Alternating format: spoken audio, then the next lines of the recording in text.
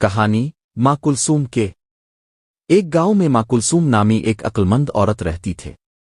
اس نے ہمیشہ اپنی بیٹی مریم کو نیکی کا سبق سکھایا۔ مریم ایک ذہین اور چالاک لڑکی تھے، لیکن کبھی کبھی شرارتی بھی ہو جاتی تھے۔ ایک دن مریم اپنی سہیلیوں کے ساتھ کھیلنے میں اتنی مگن تھی کہ نماز کا وقت ہی نکل گیا۔ جب وہ گھر پہنچے تو والدہ کلثوم نے دیکھا کہ مریم نے ابھی تک وضو نہیں کیا ہے۔ اس نے مریم کو اپنے پاس بلایا اور نرم لہجے میں کہا، مریم میری جان، آج تم نے نماز کیوں نہیں پڑھے؟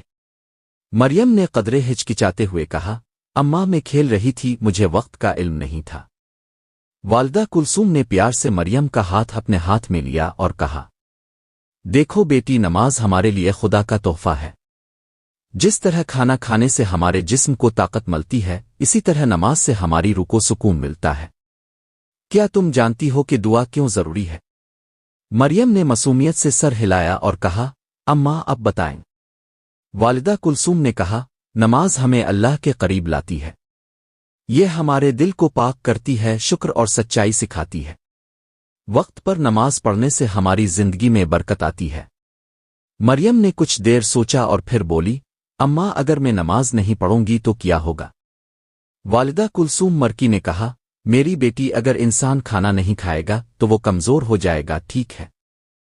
اسی طرح اگر ہم نماز نہیں پڑھیں گے تو ہمارا دل و جان کمزور ہو جائے گا۔ اللہ نے ہمیں نماز پڑھنے کا حکم دیا ہے تاکہ ہم ہمیشہ سیدھے راستے پر چلیں۔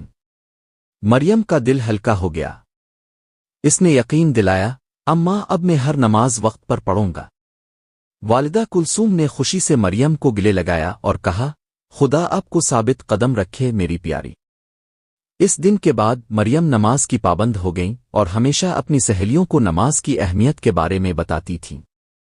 براہ راست سبق: نماز نہ صرف فرض ہے بلکہ یہ ہماری روح کی غذا ہے۔ وقت پر دعا کرنا ہماری زندگی کو روشنی اور برکتوں سے بھر دیتا ہے۔